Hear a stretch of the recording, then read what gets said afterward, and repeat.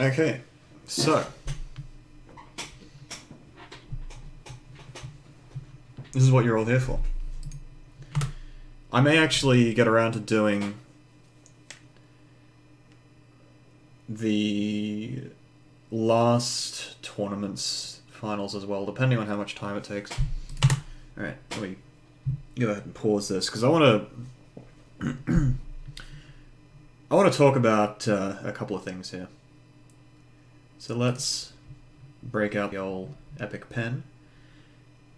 Is it the same tent as before? No. No, okay, let's start with the tent. Okay, so let's talk about this thing first. Just to set the scene a little bit here. The tent umbrella is probably... It's perhaps not the most popular weapon. Oh, no, it's very close to being the most popular weapon in high-level Japanese tournaments lately. So, of course, this is not a camo tent, this is a normal tent.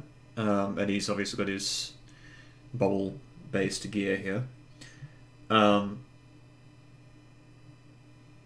the first thing you got to understand about Japan right now is that the tent is probably the defining feature of your average team comp right now. You'll actually probably as well notice a lack of mini splatlings. We're not going to talk about this half of the screen just yet. With and without object shredder. Okay, so we'll get to that in a sec, I guess. I just wanted to mention like why tent is a thing. The big thing with tent is it slows the game down a lot. So in order to deal with a tent, there's a couple of things that you have to keep in mind. Firstly, the most reliable way of killing a tent is to get two people to go and like throw bombs either side of it, or to just shoot either side of it, or whatever. Which 2 for 1 is sort of what the tent is looking for, right? So that's a good thing. When the tent goes in and draws 2 people away and has to to get them to fire at it like 2v1, if those 2 people are dragged away from somewhere important, that's a win for the tent, right? It's kind of like the Tetra as well. The Tetra used to do the same thing with the quick respawn builds, whereas now it's more of a tent thing, because with Tetra, like, you get shot a lot of the time. With tent, you can very reliably get through the enemy team's front and start being obnoxious. In fact, I think we'll see... Oh, maybe... No, this would have been the... We won't see it on this, but we'll... On this map in particular, you can, for instance, fire the tent in this direction. And if there's a charger right here... I think this was a thing that happened in the semifinals. If there's a charger just right here, the tent... Like, the charger has to leave. Like, the charger can't do anything about this tent that's right here. And this is usually where chargers end up sitting on this map in particular. Even, like, most long-range weapons end up over here somewhere. So, having a tent that you can just sort of shoot at the enemy team here, and that prevents them from being able to use this area, pretty much. You can kill the tent. Like, if you've got someone... Like, if you've got a Tetra sitting here, you can just come around and use a bomb on this side. Other guy uses a bomb on this side. That's great. But most of the time, if you get information that, like, the Tetra's gone in through here, or whatever other weapons are available, you can quite reliably do things like that. So the tent is the big thing, right? There are a couple of double tent builds double tent teams rather, that I saw in earlier stages of the bracket. They actually lost, strangely enough. So it's not as though tent, like, you can double up on tent and just be completely invulnerable. Biggest problem with tent is it's very hard to kill things with it. This guy, like, the fact that this guy pulls decent numbers with the tent, and people are like, holy shit, this guy's amazing, that just goes to show how difficult the tent is and how unreliable it is as a frontline weapon, like, for getting kills. And that's sort of the ultimate problem with the tent, and yet its popularity remains because of how difficult it is to deal with if you don't have the right tools. Now, the reason I bring that up is because a lot of what's sort of come about in Japan for splat zones is... There's two things. Two things you want your team comp to be able to do. Or, like, you need to be able to do one of these two things really well. The first thing is you need to either be able to paint the zone extremely quickly, like in one go, with a minimum expenditure of resources or whatever. And so, for instance, that is what this team comp is very good at. So the double brush and the dynamo are very good at painting the zone extremely quickly.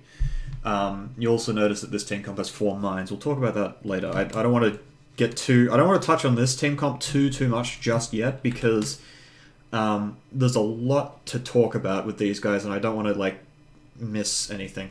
The alternative is, and yeah, so this team comp does that with bubbles and the Firefin suction rush, and also the splashdown and booyah bomb. But those are more like emergency measures more than anything else. Like, you don't really expect this guy to get a whole lot of splashdowns, and certainly not use them on the zone. And yeah.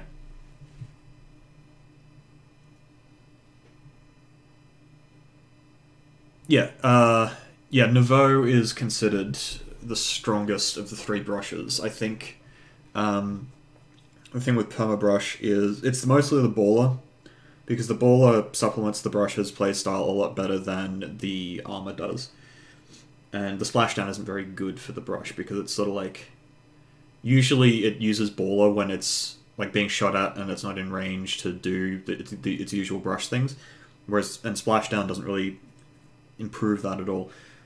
Plus the ink mines are obnoxious as hell when you're playing Inkbrush. Like, you run away and put an ink mine down and it's like, it is so obnoxious to deal with, because whenever you're chasing a brush, if they've been painting even at all, like, you've only got your one trail that you make yourself, and then like all they got to do is put an ink mine next to that, and you don't really have many easy ways of getting at them. So yeah, very obnoxious weapon. So yeah, as I was saying, this team comp is mostly looking to paint the zone in one fell swoop with a bunch of specials, and then leaves the rest of the painting duties and slaying duties and all that for like either before or after, right?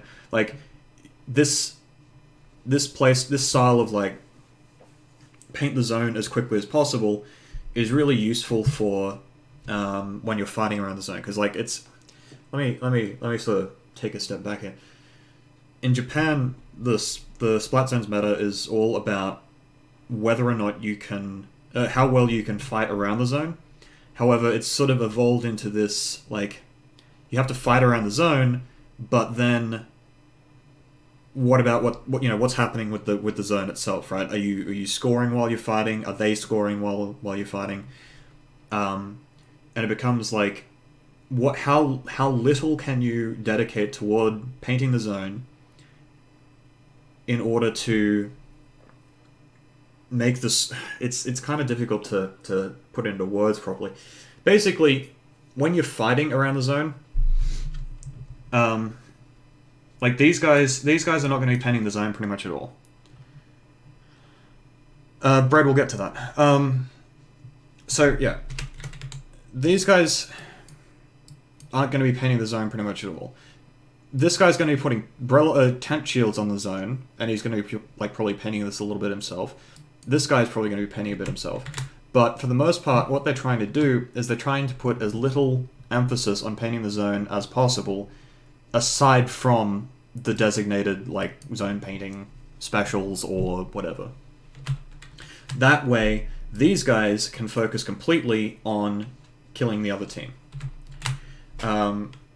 Meanwhile, this team, what these guys are trying to do is, it's the same premise, which is to paint the zone like instantly, right? To have the zone ticking down and force the enemy team to try and neutralize it.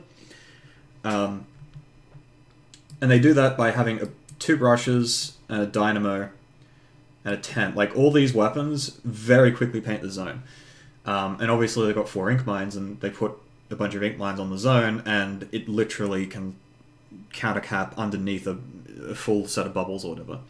Like, a bunch of ink mines on the zone can very, very quickly and easily turn the zone back, even when you're not even actively painting it. So the point that I'm trying to make here is, in Japan, what you're trying to do at the start of each fight around the zone is you're trying to either cap the zone in your favor, or make it neutral and keep it neutral for the entire time. And you're trying to do that without expending any resources or any of your attention, right? So you don't want to have like this K-Pro painting the zone for like 10 seconds. You know, you don't want the K-Pro sitting here being like, oh, I gotta paint the zone, I gotta paint the zone, I gotta paint the zone, because that's a complete waste of what the K-Pro is as a slaying weapon. This team achieves that by having like the brushes and the dynamo basically instantly cap the zone, and then they sit and wait and let the other team expose themselves to try and neutralize, and then these guys come back in and overwhelm with sheer amount of turf and all that sort of stuff. Whereas these guys want to cap the zone as quickly as possible in one go with Suction Rush and Bubbles, and then use the fact that the zone has been capped in their favor to have these guys very quickly run in and start getting kills. The idea being that these guys will probably cap the zone and then immediately lose it, because what they're going for is they want the zone to cap in their favor so that the other team has to focus on neutralizing it for the rest of the fight. But then in that time that the enemy team spends neutralizing, the Tetra and the K-Pro move in and get kills. And then you come back and... oh shit, is Speedlighter in 2 hours? Well, there you go, I'll have to be quick. Yeah, so that's the idea here with these team comps. Cap the zone quickly, and then then have these guys get kills while the enemy team tries to neutralize. This team wants to cap the zone as quickly as possible, and keep it capped, and then have the brushes use their absurd mobility, and have the tent sort of keep eyes away from the brushes, and the dynamo basically just gets 20 stingrays. And while like these guys constantly cap the zone, like over and over and over and over, and then they rely on counterattacks as well. So it's like these guys have one attempt at pushing, basically. These guys do it over and over again. The other part of the Japanese zones meta is the idea of like just neutralizing the zone with something like an Ink Storm or some well-placed missiles. That's sort of what the Mini and the Brella and all that do. The fact that they aren't in this finals isn't really indicative of anything. The last Zones Cup final had 2 Brellas in it, and I think there was a Charger Explosher that won it or something like that. And both of those comps are a little bit more in terms of, in the realms of like neutralizing first rather than trying to cap outright. But the point is that Japan plays very much around cheesing the hell out of the objective. Right? They don't care about like, do we have missiles to deal with this one team fight that we're going to take, and do we have like burst bomb combos, and do we have this and that and the other thing. All they care about is how much can you abuse the fact that you're painting a square in the middle of the map, and that square is all important, or in this case a circle. Like that's how Japan plays. They paint the square in the middle of the map, and they try to destroy anyone who tries to paint that square back. Like everything revolves around cheesing the objective as much as possible. There's no concept of like neutral. There's no concept of like trying to win specific team fights. It's always the objective is in our favor. That means that we can take a fight that's in our favor. The objective is against us. We need to use our specials to counterbalance that and get back in, and push the objective back on the other team. How would you play around the Japanese cheese strats? We're going to talk about that. I'm wanting to talk about the team comps a little bit more, and then we'll sort of go quickly through these games, because especially since Speedlight is apparently in 2 hours. So the next thing about these team comps, and this is probably the main thing that NA and European teams can learn from, is none of these team comps are, I've been calling it checking boxes, right? So if you think about the way that if you're a competitive player, you've probably had conversations before at the start of a game along the lines of, okay, we need a ray on this map. Inkstorm's good here. Do we want to run Baller for the, it's zones on Reef, so let's go Baller so that you can drop ballers off the bridge. Do we want to, we haven't got a K-Pro, should we have a K-Pro? Right? Like, this kind of checking boxes mentality of, like, we don't have this, therefore we should have it. What you'll notice is that Mini is probably, despite the fact that Mini is probably the most, one of the strongest weapons in the Japanese meta right now, there are 0 Minis in this game.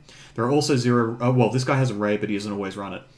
And in fact, this guy opts off the Ray on his charger. He goes. Not only does he go Fire Fin, but later he goes Kenza Charger as well. Like, these guys aren't checking boxes. What they're doing instead is saying, this is how we want to win, right? We're going to abuse the shit out of how fast these weapons paint the zone, and we're going to use the fact that these weapons paint the zone so quickly to force the enemy team to react to the zone being painted, and then we're going to overwhelm them with turf output and obnoxious, ink mine baller shenanigans, and then just these things being like, look at this. He's even got main power on the Inkbrush. Like, I actually didn't realize this until now. I thought he did from how quickly he was zooming around the map, but this guy has, like, he's gone all in with the main power on the Inkbrush, right?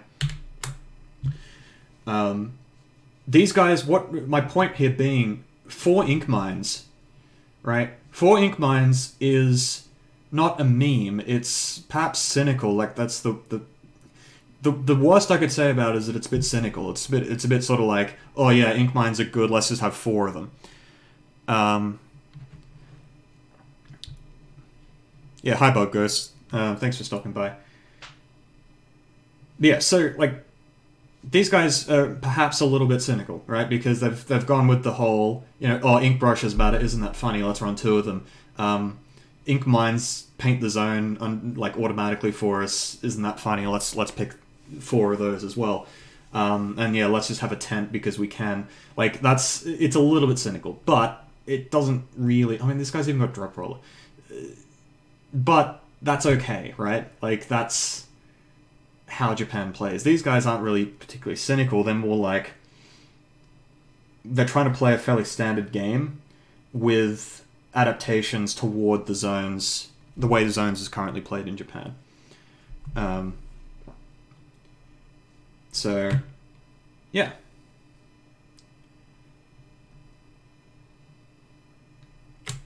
What was I going to say about? Yeah, so this team comp,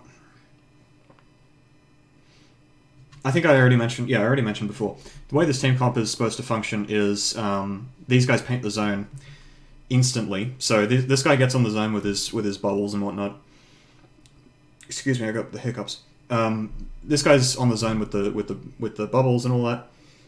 This guy's spamming suction bombs onto the zone once he's built his suction rush. And then these guys take advantage of the fact that the zone is capped in their favor and go in and clean up the enemy team as they're trying to recap or at least neutralize. So what I'm talking about, what I'm getting at here is that these team comps aren't about, we have to make sure that we have X, Y, Z weapons on our team because otherwise we'll lose. It's instead, we're going to win in this fashion. This is our strategy. Cap the zone in one go, have these guys clean up the enemy team as they try to recap. Okay? That's a win condition. That's a way that you strategize toward toward actually winning the game, not just not losing the game. Likewise, these guys, cynical as all hell, but a cynical team comp like this is going to have very clear-cut win conditions. These guys are going to basically stand near the zone, paint it instantly. Like, as soon as the zone comes uncapped, it's going to instantly get capped by mines, and then it gets uncapped again, and then these guys take 3 swings each. Like, these guys take 3 swings each, and this guy swings once, and it's capped in their favor again. Like, you see what I'm getting at? These guys have a way of using the objective against any team they come across. Okay, now, with all that in mind, I hope you're all taking notes. Just kidding. Let's take a look at this. I'm not going to pause and worry about shit too much. Just, okay, that's Yeah, by the way, this guy has a ton of special charge and he's got a Dynamo. I think Dynamo has 180 point Stingray or 190 point Stingray. He gets Stingray in like 4 swings, 8 seconds each. So, you know, he's getting a ton of Stingrays each and every game. This Booyah Bomb, it looks like it missed, but I think he was trying to put it like on top of the Brella shield just in case the Brella was in there. But you can see, like, this guy's just chilling right here, just constantly painting the zone. There's not really a whole lot. Like, look at all this. You see the what I was talking about before. Like, the 2 specials go on the zone, and these guys are able to cap out from under it, right? So immediately, this is difficult for the purple team. Now, probably the biggest thing for this particular game though is that we're on Wahoo World.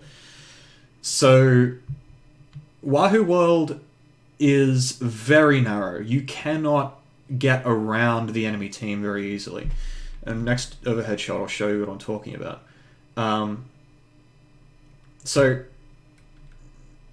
yeah, let's pause this. Okay, so what I'm talking about here is when you're going through, like, this map is perfect for this team comp, and it's also quite bad for this team comp. So it's a mismatch on the map itself. The reason I say that is because if you think about how these guys are going to be trying to paint the zone, you've got the Dynamo here, he stands here pretty much the entire game. You've got the Brushes sort of camping out this side, camping out, like, on the zone. Like, these guys are just going to be roaming around the zone. But, you know, this guy, there's one guy been here this whole time. Like, it was actually 2 different Brushes. This guy is here at the moment, and then the other, like, the main power Brush was here before. It's very difficult to actually get any kind of shots on these guys, because unless you have the charger come up here, which is not the right place for a charger, you aren't going to be able to actually kill this guy pretty much at all. The only way you can get to him is to come around through the zone, or to go up and in. And the brush, this brush, let me back that up a bit so there's not lines everywhere. This brush here can kill anyone who comes up through this area. And the other brush or the Dynamo are going to put a stop to it. Like, this is no man's land.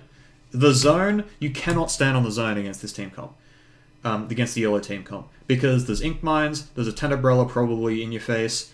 Even the Tenebrella, like, this guy here, this Tenebrella can't even stand on the zone himself, even though he's a Tenebrella. So, this is no man's land, which means the only way to get through to the enemy team's side of the map is to do what we just saw Marshu try to do. I think it's Marshu anyway. The Tetra tried to do before, to go all the way up and around and through the carousel, which puts you square in the reach of the Dynamo. This is why Wahoo World's kind of a bad map, but it just goes to show... Hi, Ross.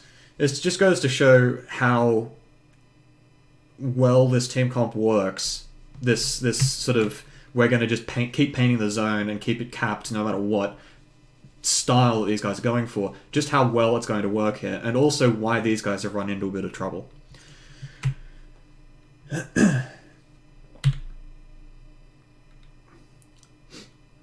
I'm not saying you can't like the map, Sam. I'm just saying this map is kind of very campy.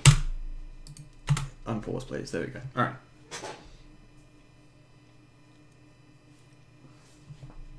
Yeah, so you can see, like, there's a lot of emphasis, quite rightly, on the purple team using the low ground as much as they can.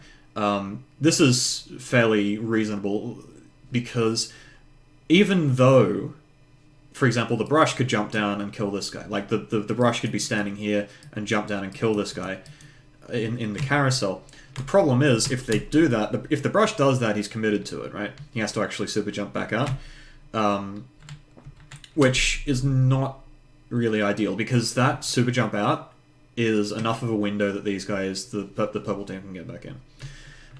So if you're wondering why the brushes don't just like jump down in here and try to kill this guy, they don't need to, right? They give up their strength by jumping down and trying to engage this guy, or anyone else who comes down here.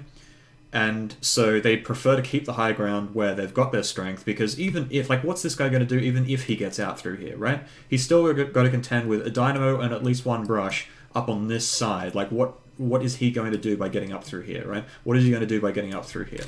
There's no real way for the Tetra to make anything happen on this map until the entire middle is under Blue's control.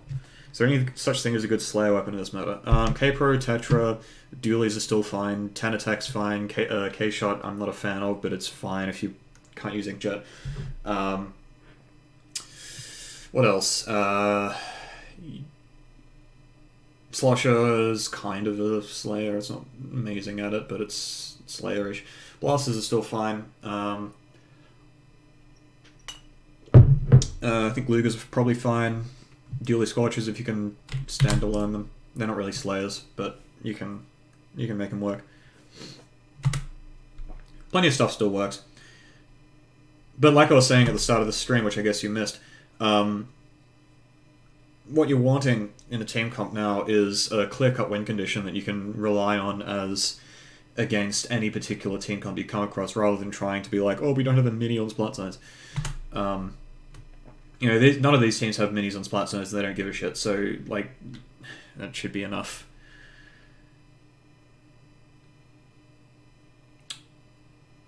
Hang on, what just happened here? This was, like, in the middle of nowhere, so... Yeah, so... Something that I found interesting, because 9 did a VOD review of this yesterday. What I found interesting was the fact that the purple team basically got tons and tons of specials, but never actually painted their base. Also, just case in point of like how absurd the turf output is. Like, these guys, yellow is 2 down right here. Right? Actually, purple's 2 down as well, to be fair. You know, there's a suction rush going off, and yellow goes 2 down. And they still get the zone back. Right? Like, only for a moment, but you can also see what I was talking about before as to why the Japanese meta is the way it is, where Splat Zones is all about using the zone to win fights. Right? Middle Ray or 2 baller? The fuck is Middle Ray?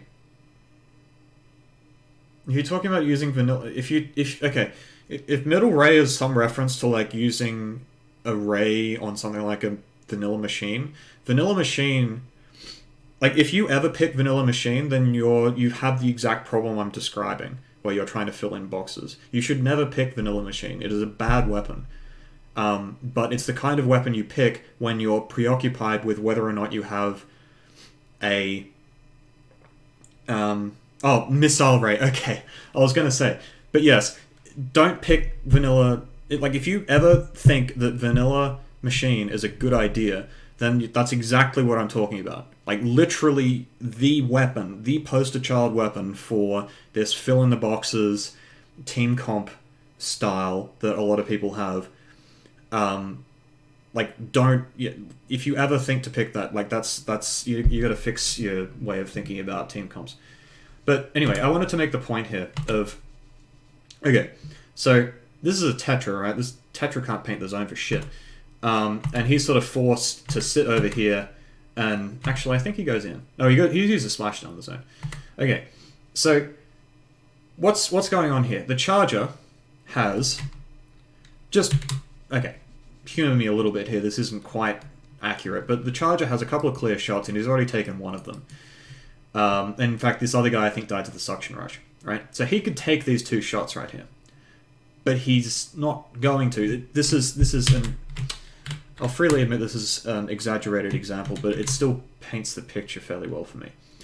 This guy could take one of these 2 shots, right? He could kill the tent, because the tent's launched his shield, he's not protected, and this guy is right here, ready to get shot. But instead he's painting the zone. He doesn't have a choice because they're down to 6 points and there's nothing that this guy can really do about it except to paint the zone in a desperate attempt at not losing. But what this guy's doing is painting the zone when there are 2 people right in front of him. Right? And in fact, we let it play for a second or 2. He backs off, and where's the brush? Watch in 1, 2, 3. The brush is already trying to kill him. Right? He's just popped his ball, the brush is trying to kill him. This guy has no counterplay because right now, instead of worrying about whether the brush is coming up to his side, which luckily he has a teammate to handle that, the K-Pro did his job right there. He's instead spending all his time painting the zone as a charger, right? How do they nullify the bomb rush and splashdown? A combination of ink mines, baller, tent shield, dynamo flicks, and Inkbrush turf output. Like, you can still, there's bloody ink mines still going off. Like, this is, it's ridiculous how this team comp actually just holds the zone for absurd amounts of time. See, that's the other thing. This team comp, this yellow team comp, holds the zone through everything. And, like, what usually happens when you've got this kind of, like, we're going to use 2 specials on the zone and then like, go win a fight, is usually these 2 weapons, the weapons that are in charge of, like, painting the zone, will, like, keep painting the zone for a little bit. No, mines aren't destroyed. No, they're not. Actually, that's an interesting idea for a way of handling it. Just add more fringe cases to Splashdown. So what quite often happens with these 2 weapons though is they'll keep painting the zone after the specials have gone off, and in that case they're pretty much non-factors in the rest of the fight. And this team comp is very good at abusing that, because what happens is these guys keep the zone, right? And then these guys just sort of autopilot for a bit, trying to paint the zone back, and they're like, hang on, why is the zone not ours? What the hell's going on here? And they try to, like, they keep committing to painting the zone. These guys, meanwhile, have already painted the zone and are now in the process of going and destroying everything around these guys. So, like, the fact that, like, this hang on, key presses. Like, this K-Pro getting this 1 kill on the brush saved the game right here for purple. The game would have been over if not for that. But then we get to see a little bit of, like, what...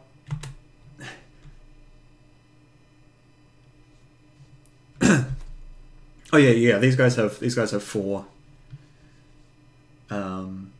things. The Dynamo, I think, is getting a lot of assists as well. You got to remember, because Dynamo's got ink mines. Dynamo's just generally flicking at stuff, and he's also a very good way of killing the Tetra. But, like, the Dynamo's always going to have ink mines on the zone to mark the tent. And I think the way assists work, I'm pretty sure assists are like, if you've marked the guy and then someone else in your team marks the guy, I think you both get an assist for that. I think it just says, like, the guy's marked, you marked him, congratulations on contributing to a kill. So I think that's probably also part of why. Also, he's got 4 stingrays. That's also a factor. So, alright. One thing that you'll probably notice at this point is that this team comp has fuck all turf coverage. When these guys get into control, like, these guys bank on painting the zone once and then having these guys go and get kills, but if they have to, like, once they're in control, these guys don't paint, right? The K-Pro doesn't paint, this thing doesn't paint, the Charger doesn't paint, this thing doesn't paint. Like, the Charger can paint if it just sort of walks in a horizontal line going shot, shot, shot, shot, but that's not really what I'm talking about here. So it takes a fair while for these guys to get situated once they're in control like this. Meanwhile, the yellow team paints extremely quickly, of course. So you've got... Let me just let this play out for a little bit. So yeah, like, the Stingray's already being used for entry. And surprisingly enough, this actually gets stopped. I think... Hang on, what even stopped all that? Was it just the tent being really good? No, I didn't even get to see that. Camera's focused on Marshy. Oh, it's just the bubbles? No, it's the bubbles and Boogie Bomb. Right, of course.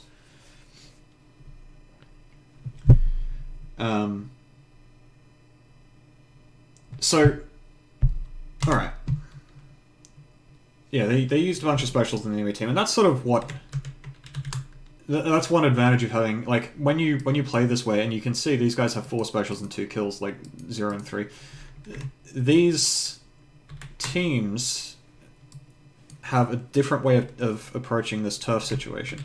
So this team comp, if you just look at it, it doesn't paint very well. The main weapons all suck at painting, or the tent doesn't, but the other weapons all suck at painting, right? So how are you going to paint their entire court and stop them from coming out of their base? Well, the answer is you don't. The answer is you instead focus on the fact that these guys are going to probably come from one direction at once, because, like, the way that you push out in these kinds of this level of play is you group up with, especially with like the range you're talking about here. You group up. You don't have ink brushes running around like making a little snail trail out here to get on a epic long flank to take the zone back. It's not how Japan plays this weapon. Instead, you have everyone moving in at the same time in the same direction, right? So you have the Stingray come across to get a pick, and you have the tent shield going in at the same time. You have the brushes working off the tent shield for cover and to kill anyone who's trying to surround the tent. It all sort of fits together as pieces in a puzzle, rather than this idea of like, oh, I'm an ink brush, I'm going to go flank. And so how do you deal with that? Well, you don't paint their entire court. You don't need to. Not only that, but like their court is mostly yellow anyway, and you want them to have as little access to special as possible. So what you do instead is you focus all of your turf coverage. All 4 of these weapons paint the same area of the map. And what you'll find is that it doesn't matter if these weapons can't paint a whole lot by themselves. If they all paint in the same direction, at the same place, at the same people, then they paint just enough. Like, they paint fine. And then on top of that, you usually have these two players having at least one of their turfing specials available to go along with that. So instead of trying to worry about like painting this entire yellow part of the map and giving them another like 3 Stingrays to work with, you instead say, screw it, we're not going to be able to paint very much. Let's wait for them to make a move, slow them down as best we can with things like these splat bombs, and use, like, when they do eventually commit, we use 3 specials on them and stop them completely. And in fact, this game has been going on for 3 minutes, right? These guys, the yellow teams had control for a significant amount of it. You can even see the kill count is very much in their favor. And yet, we're already down to 30 points. Like, this is one more successful stop, and these guys win, right? They're at 31. Now, you can see the Stingrays going off, and these guys are doing the same thing again. Everyone's coming in from the same position. There's no epic brush flanks. Like, I really need to emphasize that because I think there's a few brush players who are going to see this and be like, yeah, I'm going to totally use Inkbrush and go behind them and flank them. Don't do that, please. Yeah, and this is unfortunate. And yeah, so they get the zone back fairly free, right? Partly because the K-Pro missed all his shots and it took forever to get back and assist the Tetra and all that sort of stuff. But yeah, you can see what I'm talking about though. This whole push came like through this direction and continues to do so, right? These guys are trying to push in through here this entire time. There's no flanks, there's no nothing. It's all grouped up, very fast painting, very fast counterattacks. Like it's all about how quickly you can execute things. There's no time for a flank in a game this high level.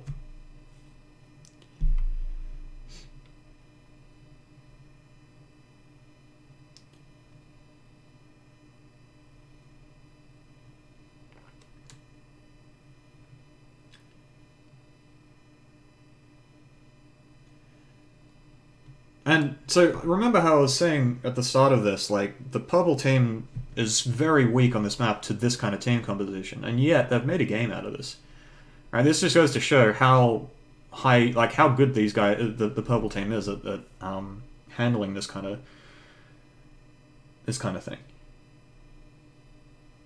Relying on flanks at low levels is a bit different. So the reason you don't want to flank in Japanese, like, tournament games is because the game moves too quickly to even have time for a flank.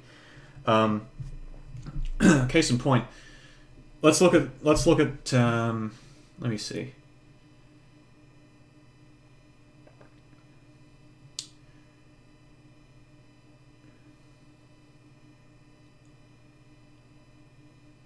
Okay, so we can actually break this down a little bit. Okay, so let's look at this. Let's look at this.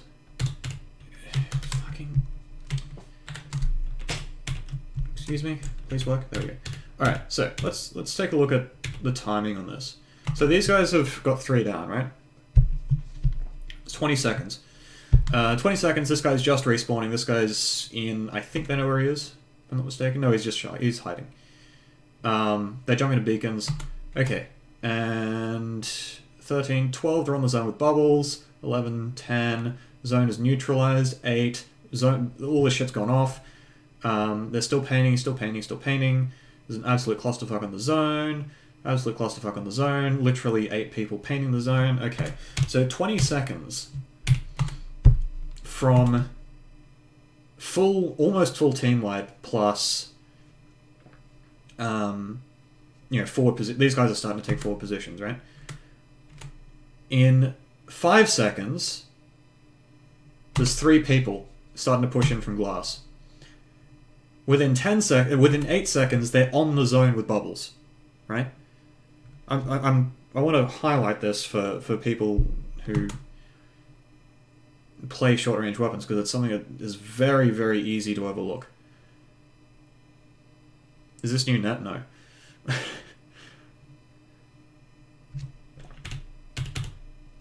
What I'm getting at here is you only have 8 seconds from a team wipe, a near team wipe, right? Because this guy's stayed alive. And these guys have to defend this zone, right? Because if they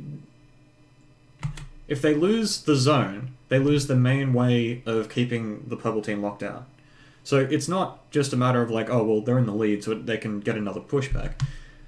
These guys have already shown that they can hold the zone for an extended period of time. So like these guys rely on having control in order to keep control. Like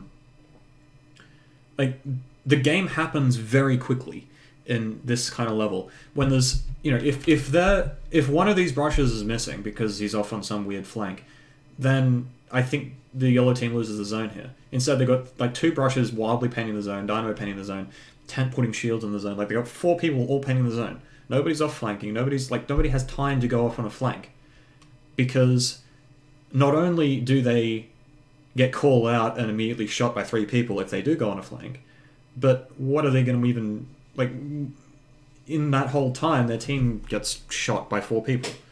Alright, like, it's very, very easy for these high-level teams to take advantage of the opportunities that removing yourself from the game in order to go flank opens to them. Anyway, so the change up here is, and this is an important one, so there's 2 things, bamboo and there's explosion. Okay, so this is a really good example of how, like, what happens when you change like one piece of your team comp, right? So, and because that's what's happened here. These 3 weapons are the same, these 3 weapons are the same, but instead of a dynamo, they've got an explosher, and instead of a charger, they've got a bamboo, right? Now, I would also say that this is an excellent counter pick from this team. So this is, as far as I am aware, this is still like counter picks for losers, right? So if you lose a game, you counter pick the next map. So these guys have picked Sniper Canal, and I think that's a brilliant counter pick. Like, that's an excellent, excellent counter pick. These guys really understand what they need to do to shut down what these guys are doing. Right, Sniper Canal really screws with this team comp a lot, and we'll see exactly why in a minute. So, custom explosion on Sniper Canal is it's always going to be a thing, right? Because you stand right here, you paint, you aim here, you aim here, you aim here, and you aim here, and you painted the zone, right? So, like I was saying before, this weapon can very easily keep the zone neutral as long as it's alive, right? As long as the custom explosion is standing up here, at least one person needs to be constantly painting the zone for the opposing team if they want to keep control of it. Now, that is a little bit different from the way that these guys have been playing before. Like, these guys still have the crazy turf output from these weapons, but it's a lot harder for things like the brush to like actually stay on the zone and keep it painted because there's nowhere near as much cover. Or rather, there is cover, but it's sort of cover that you can really easily get stuck in. Likewise, meanwhile, these guys have the same team comp as before, or same, rather, idea as before, where what they're trying to do is they're trying to paint the zone once and then move up and hold it in a more classic kind of, we've got the zone and we're going to stand here and we're going to take the flank and we're going to like move up into, this kind of position here, so you never even get to touch the zone, right?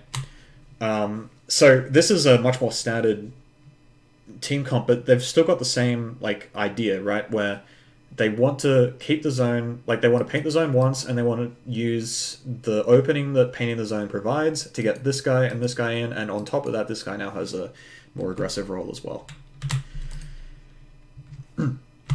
So let's watch this. Obviously, the Explosher goes straight to the zone, paints one. He's throwing point sensors instead of painting. That's odd. You'll notice immediately the brushes are kind of a little bit stuck, and it's a lot easier for the Tetra to do things like this, where the Tetra is trying to like get in and be annoying, and then he can actually get out again, right? He's not committing super hard to just for the ability to, well, he did there obviously, but he's not. The Tetra doesn't have to commit anywhere near as hard just to be able to shoot like one guy, right? So I mentioned before that with Wahoo World, like the only way to kill a guy, like let's say there's a guy here, right, which is kind of an equivalent position. So on Wahoo World, if you're standing at your own glass and painting the zone, the only way the other team can kill you is if they go through the zone, or if they go around the back, up the wall in the carousel, and then jump on top of you. And the brush can handle both of those options very easily. Here, however, if you want to kill, like if you want to stand here and paint the zone or something as a brush, which I think is what this guy's trying to do, if I'm not mistaken, you have to worry about people coming from like all around this side, as well as people coming here or across the zone, right? So there's a bunch of ways to get around this that don't involve hard commitment, and also are very, like this guy, like a K-Pro standing here, forces this brush to back up, right? Because the K-Pro has the range, can keep the brush out of here, push the brush back, and then like, the bamboo or something can come down the other side and clean it up. So it's very, like, you'll actually see that the brushes pretty much never go to this part of the map. Like they don't, the flank down here and into the base is never actually used by the yellow team, and you'll probably sort of see a bit of why that is as the game progresses. I just wanted to make a point of that first, though. Here we see a little bit of why missiles are useful. Like it's just a way of getting some paint on the zone in a nice, easy thing. Like, and again, as well, the ink mines are still obnoxious, but it's a lot harder to like spam the zone with them. Like you can't just like take 3 steps and put mines all over the zone. You have to actually go around the thing in the middle. It takes a little while longer than before. Yeah. Also, worth pointing out is the K-Pro is constantly taking this flank to get behind the Explosher. There's 2 reasons for this. One is the Explosher a couple of times actually kills the K-Pro doing this, but at the same time, when the Explosher is focusing on whether or not the K-Pro is flanking, the Explosher is not painting the zone over and over, which means that gives these guys a couple of seconds to start gaining position. Also, when you come up here with the K-Pro, what are you going to find aside from the Explosher? Nobody else on this team really wants to be up here. The brush sometimes does, but not really anymore. Like, you aren't going to find 2 brushes up here, for instance. And if you do, then like you aren't really wanting to be down here anyway because of that reason. Like the brush could jump down here. But for the most part, you're keeping... like, if you do come up this direction, then these guys can start throwing things up on this plat as well. So it's like by constantly flanking in this direction, you're constantly able to keep the position on your... keep the custom Explosher out of position, I should say.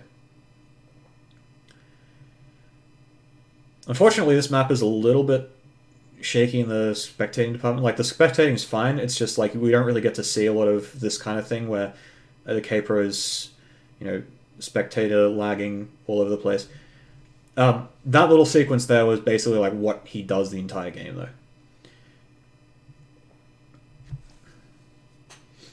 Also, I just wanted to see, is that a bamboo kill?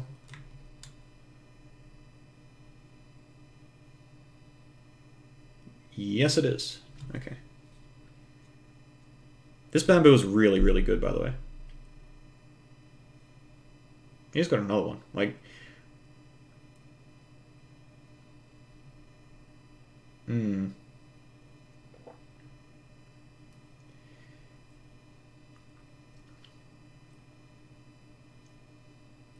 Another thing to...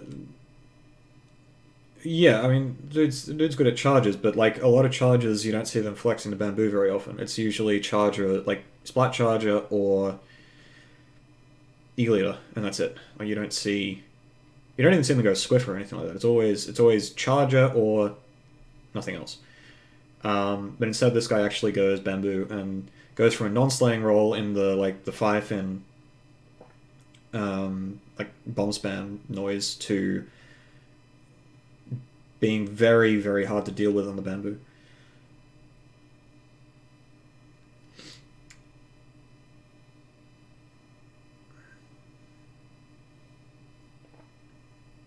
Another thing to keep in mind here is, and this is probably the...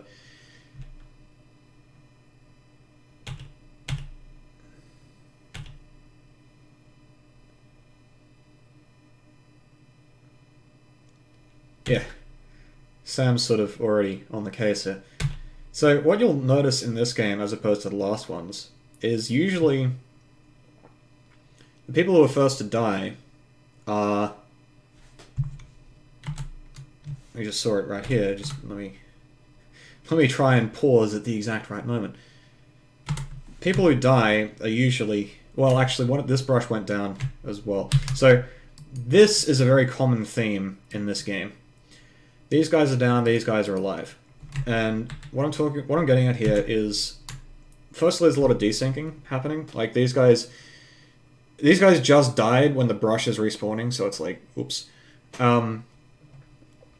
But there's not really a whole lot that's protecting these brushes. Because before, on Wahoo, you had the actual layout of the map, like the terrain of the map, was keeping the brushes alive, as well as the fact that the dynamo is a really, really good weapon for like just killing the one guy who manages to get through and behind you. Like if you ever try to play any kind of close range flanky kind of weapon against dynamo, you're gonna just feed a lot of the time. And in fact, we get to see that in this series. Like the dynamo was very easy. Like the dynamo top fragged in the first game, partly because the Tetra kept feeding him. Whenever the Tetra tried to make a move, the dynamo was always there on the case to get it, get a good 50, 60 damage on whoever was flanking, and then that person would instantly die or whatever actually fought him. The difference here is that we've got an Explosher at this point. So the Explosher, unlike the dynamo, the Explosher doesn't kill anything very quickly. And in fact, this is probably the weakest part of the Japanese meta right now, is that there's an underappreciation, undervaluing of just sheer kill power, right? This team doesn't... How is it supposed to get kills, right? If you're really trying to... Like, aside from, obviously, if someone steps out of line with... And feeds the Explosher, like, that's one thing. But what is stopping this team from baiting out the brushes and just killing the brushes, right? What is stopping this team from surrounding this tent whenever the tent comes in on the zone, right? Because they can easily cut off any kind of attempt. Like if the tent goes in, the brushes are like here and here or something like that. They try to kill whoever's going on the tent. They're all coming in from the same direction, right? There's no ability to surround. There's no confusing angles that the brushes can take. It's all just WM1 straight down the ramp.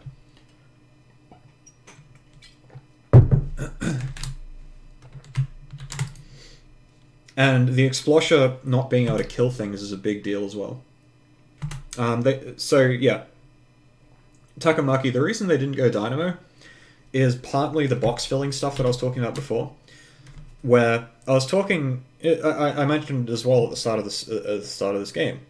Explosure on this map is always going to be a thing because you stand right here, and you go shot, shot, shot, shot, and you paint the zone. Like it's extremely, extremely easy to neutralize the zone and keep it neutral with an Explosure.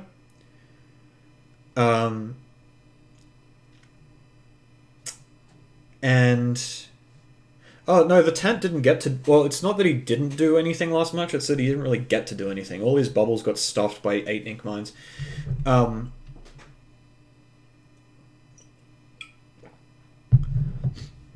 This Explosure pick, though, is exactly what I was talking about with like just filling the boxes, right? It's Snapper, Canal Zones, let's pick an Explosure.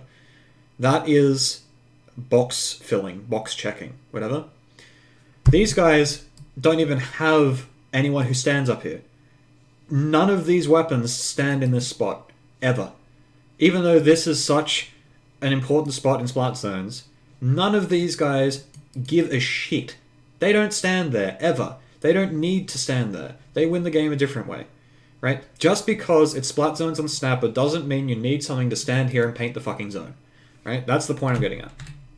Also, it would also help if this guy picked Vanilla Explosure, I think. I think the custom Explosure was not a great look. I think having bubbles to like go over the top of the zone would have been much better, but that's, like, the mistake was already made. Like, picking Explosure to stand here, killing your, removing your kill power and removing any way of, like, abusing the turf advantage that you have by, like, a charger or a... If you have a charger or if you have a, ballpoint Nouveau or anything like that, that can abuse the turf output and get kills on people who are just, like, brazenly standing right here... If the Explosure's up at this point, and this guy's standing right here, he lives, right? This should sort of illustrate the point. The fact that these guys, purple, can so easily stand along this street, even when the Explosure's alive, and not be in any risk of dying, because, like, it's okay, the Explosion might get a 90 damage hit on you, and maybe that'll kill you, but for the most part, you aren't dying if you're standing here. And that's a big problem.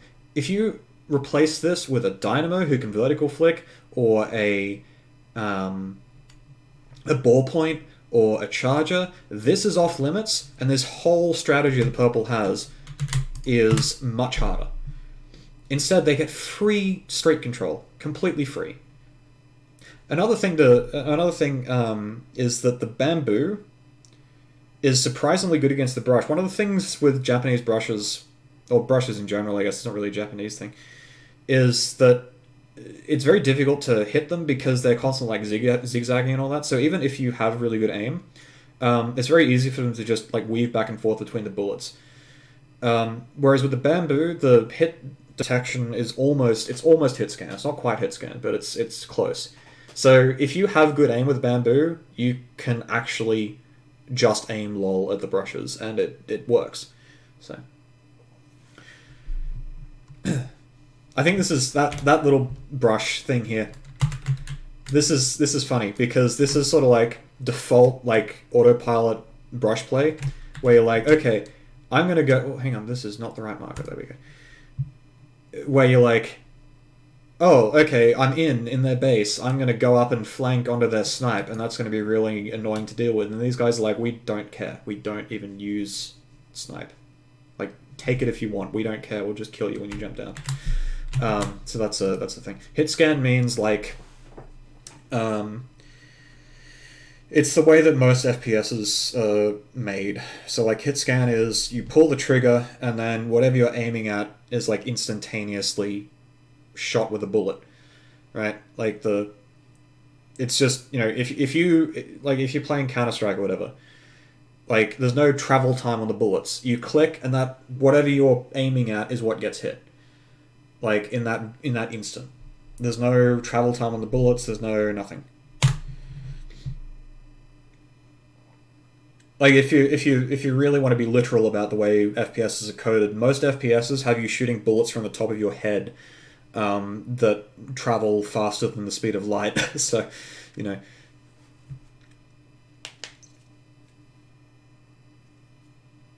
There you go. Civilian put it fairly well. And that's a 1-point meme.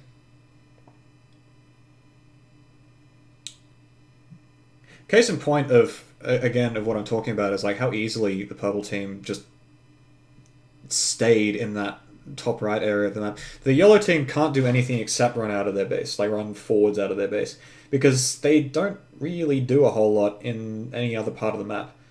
Even like if they go into the hill area, what happens is, well, basically that, where the purple team just is like, okay, walk backwards, shoot the brush. It's not hard. Hour till speed ladder. Well, this game's over, so we're two games in, and I started a bit late, so it'll be fine. What's the KDs like? Yeah, like K Pro. I mentioned earlier in the stream that the tent in this series was absolutely ridiculous. Like, he was getting so many important kills. It's like the exact opposite of the quick respawn tent. There's 5 games in this set.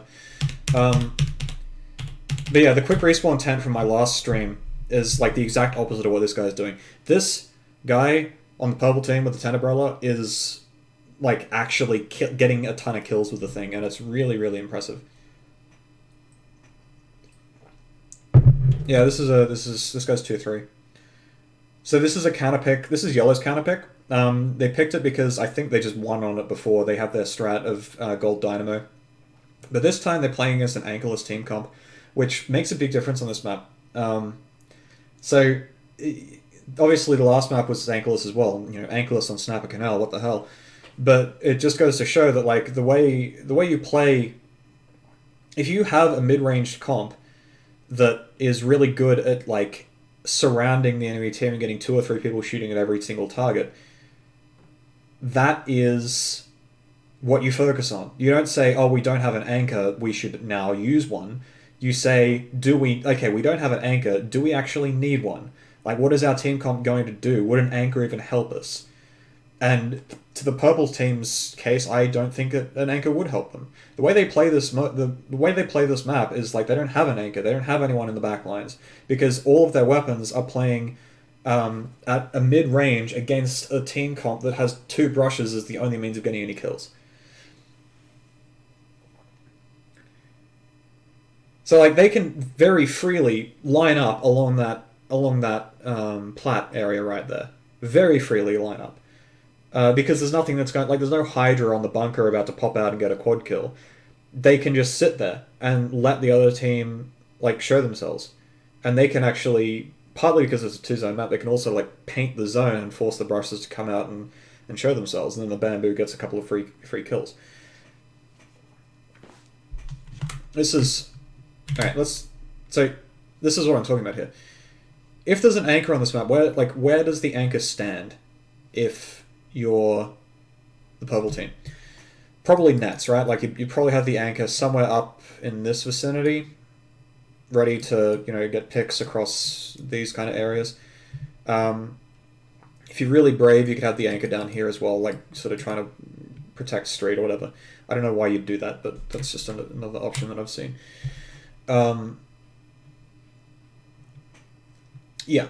So instead, these guys have said, we don't need a charger. Like, we don't need anything longer range than a bamboo, right? 200 range on a bamboo is plenty for dealing with, like, these longest range weapons. Like, yeah, okay, dynamo can vertical flick, but who cares? It's a dynamo. Yeah, so these guys instead opt to take the aggressive stance, which is, if anything, the K-Pro is the anchor at the moment. The K-Pro and the bamboo sort of exchange anchoring duties. This is... I really wish I had explained my system better, because this perfectly illustrates what my role system, my position system rather, is good at explaining. But like, they can so easily stop all these pushes, because there's not really a whole lot that gets the yellow team in. Like, they can spam ballers, and these guys, okay, yeah, in this case they got in. Let's take a look at that. What actually, the Caper is kind of being a bit useless down here. Actually, he's probably he could stand to do a bit more. I think he's just sitting there like ready to kill the brush or something, and maybe he pops out too soon or something. I don't know.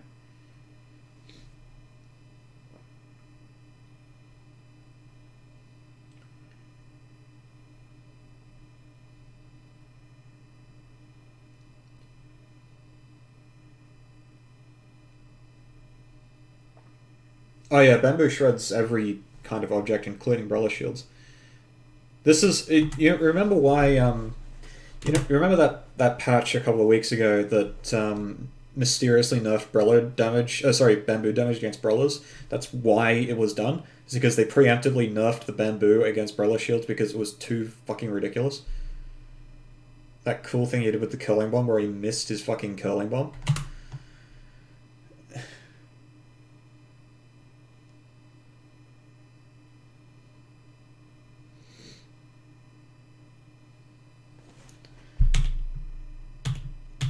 Alright, let's look at this retake. I've been focusing mostly on strategy here rather than like tactics and mobility and all that sort of stuff, but it's this spectating, dude. Fuck. I think at this point the Tetra gets one kill. Who gets the second? Tetra gets the second kill. Tetra's quite good against these ink brushes too, especially with Marshu on the controls. Like, it's very easy for a Tetra to like. So for those who don't know, the way you play Tetra is you try to beta response and use your rolls to do the correct response to the response, I guess. So with Tetra, you aren't using your 4 rolls to like run at this one guy, right? What you would instead do is jump down and like sort of sit here with one of your rolls, and then if he commits, you roll backwards and let your teammates kill him. Or if he doesn't commit, or like shows his back to you or something, you can roll in and kill him. Like you always leave your options open with the Tetra dualies. So as long as you're playing Tetra dualies correctly and you don't like roll 4 times directly next to enemy ink and get ink brushed, this is an excellent weapon to have against ink brushes. It's very, very good for like baiting a response from the ink brushes, backing up. You got plenty of range to comfortably deal with them. It's generally very powerful against them, so it's not really much of a surprise as to why he's gone from 4 kills to 8 kills in the span of 1 push. So like right there, like the brush, yeah, the brush probably could have done better there, but the Tetra also had plenty of range to work with. And you know, he doesn't mind dying in this all the way back here, because while he's doing that, I mentioned before that this team comp doesn't have a whole lot of turfing between them, right? These guys can't paint the map very quickly. But when the Tetra goes in like this, and he has 3 people all sort of converging on him with very slow kill times, these guys have plenty of time to paint what they need and get specials ready. And then the Tetra has a splashdown, which he doesn't care about. Like, if he loses his splashdown, so what? And then he's right back into the action straight away. Like, that's sort of the way Tetra. It's a subtle difference from the sort of WM1 suicidal Tetra, whatever the fuck that we used to have like a couple of patches ago. But it's similar in a lot of ways. Like, it's the same. It's a similar skill set. It's just a different way of playing it. Also, this was. I caught this on the like I was watching it from this guy's perspective. Like, I was watching his stream. Something interesting that this guy did to paint the zone quicker with his bamboo is he like shot upwards, so that, you know how when you tap shot with the bamboo you get like 3 little lines of ink. He was like angling upwards at just the right angle so that the lines would all sort of merge without having to charge. It was kind of cool. I've seen it before, but it was like it was just funny because it's kind of reminded me of that. Anyway.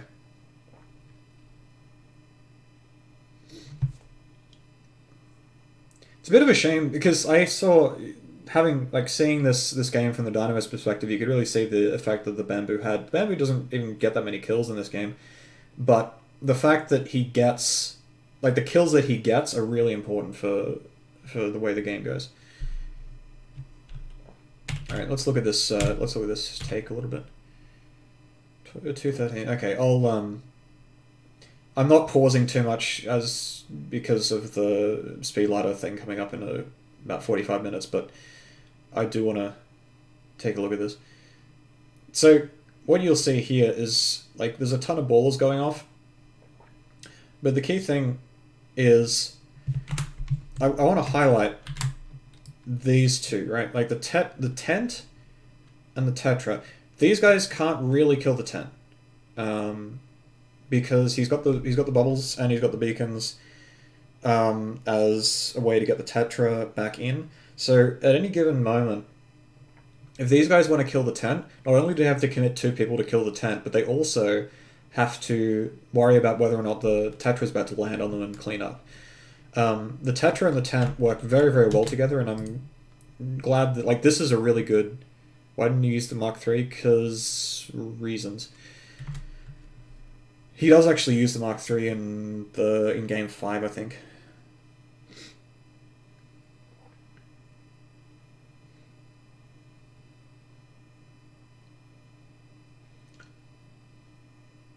So, yeah. As, like, Tetra dying at this point is... It's not even really an opening, because these guys can... Like, yeah, they can spam... Oh my goodness. It's hard to see, but, like, that guy just lost his baller so quickly. And this push here actually illustrates what I was talking about in the other game, about how quickly this yellow team paints the zone. These guys get into the zone, they lose a baller, like right here. The brush paints this zone, and then paints this zone in the span of, what, 3 seconds? Let me see, where's the baller? Baller pops there, so 38. Paints the zone at 36. And paints the other zone at 34. So yeah, it's 2 seconds between the 2 zones. And he paints both of them. Yeah. It's probably... The missiles are probably the reason as a countermeasure to, like, all the verticality here. It's kind of like having an echolocator.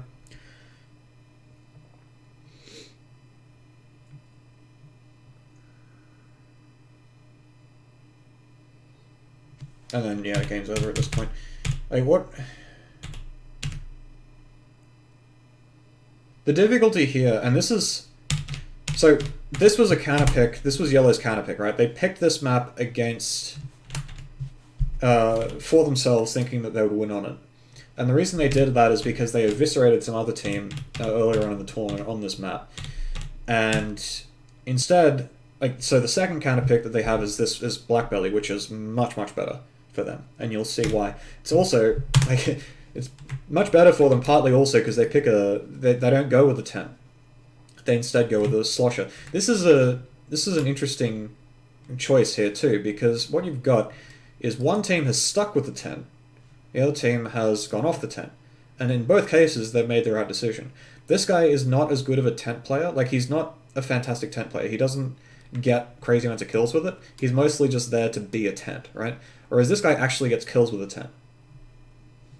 So, playing tent on Black Belly is mostly about, like, you can't be a tent on Black Belly very well, right? Where are you going to launch your shield and be obnoxious? Like, down here, that's basically your only option. If you want to, like, help out in top mid with a tent, what are you going to do? Put mines up here? Like, that's about it. Like, you can launch your tent shield down here, but what if they don't go down here? You know, you can launch your tent shield. Like, you can't launch your tent shield up here out of spawn. The only way you can really do anything with the tent is to take this angle, or if you're coming out of spawn, to take this angle. So you have to actually be able to get kills with the tent.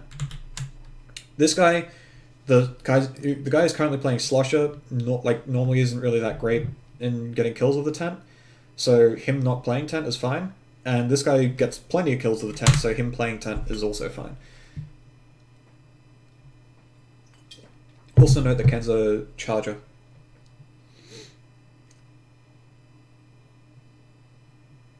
This is what I'm talking about. Like, this guy just got a double kill. This tent just got a double kill. Like, I can't stress enough how absurdly hard this weapon is. And this guy is basically slaying with it. Yeah, Sam, the dynamo getting picked by the bamboo a couple of times was really important. I saw that very distinctly in the guy's perspective stream.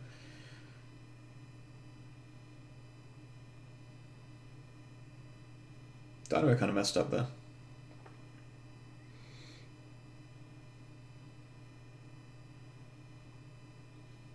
Yeah, Jeremy, the thing with what you're saying there is that they don't.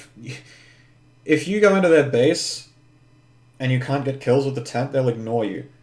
That's the other thing about the brushes. I alluded to it, I think, at the start of the stream. One of the reasons why brush is so popular as well is because it's quite good at dealing with tents because it's very good at ignoring them. The correct way to deal with tent umbrella is to ignore it as best you can. Right? If you don't have any reason to fight the tent umbrella, you go and kill his teammates because the tent umbrella is going to be tied up, putting his shield in a corner for the next 10 seconds or so. So you go and win the 3v4. However, with the brushes, and like the brushes rather are very good at that. The problem is that this tent is very good at actually getting kills, so you can't just leave him in a corner like that. If you go into the enemy team's base with a tent and you can't get kills and they ignore you to death, you're putting yourself in a terrible position. You can't do any of the zone cheese stuff that I was talking about earlier. So like you're basically that's not the way that Japan plays the game, essentially, is the point. Also, Sub Prodigy. Yeah. So like this, I quite like this this team composition. Like both of these, I really would have preferred like an anchorless comp again on this map from Purple, but I think they just sort of decided, screw it, we're gonna have top mid with the Charger. Oh yeah, this was the thing that 9 took a while to puzzle over. Okay, so I just want to illustrate this point here. So let's look at. Okay, so it's 218. He's got his Tetra on the right side here, and you can see one guy off at the spawn, one guy straight ahead, one guy to the right. He goes for a shot over to the right hand side, and he turns back around. Oh shit! The whole map's yellow. And there's 2 people right on top of me. Yikes. They didn't really... the Charger isn't really checking a box. It's more like... I think they tried to go for something that wasn't really the correct decision. Like, this is sort of the way this team comp operates, is like the whole maze area is purple right now. They pop an armor. This guy looks over to the left side to try and get a pick on one of these brushes. There's actually 2 people over on the left side, and then like he looks back and the whole area is yellow now. Just like he looks away. It's like those fucking horror movies where like you look away for a second and you look back and then just suddenly there's a monster. Yeah, this guy's just about like. 9 was like, oh, did this guy get sacked? Was there some kind of play going on here? Was he waiting? No, this is just... The yellow team moved so damn quickly that even this guy lost track of the game.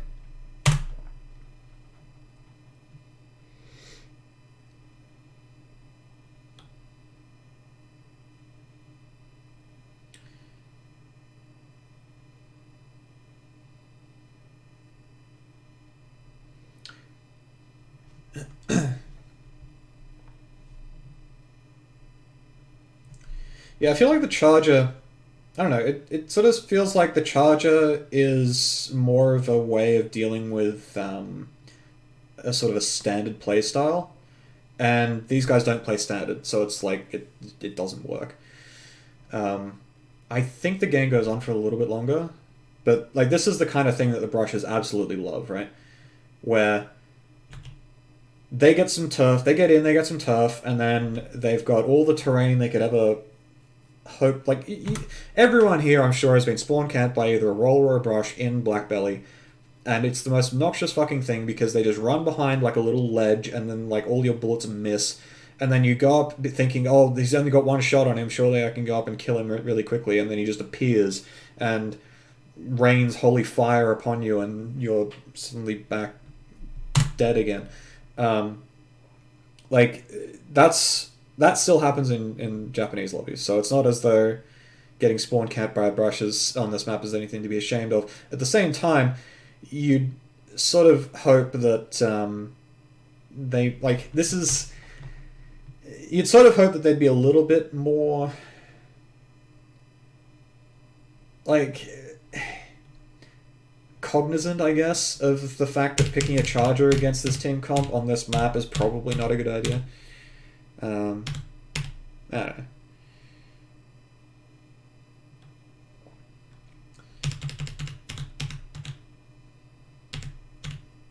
Alright, Skipper. Okay, this is where I am actually going to talk about the strategy, or the, whatever here.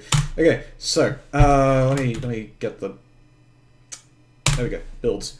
Okay, so yes, we do have the Mark III. This was interesting. This was, again... Did one of these teams play Blob? Blob was in the semis. I think this... I feel like the Blob team lost to these guys. Blob team lost to these guys.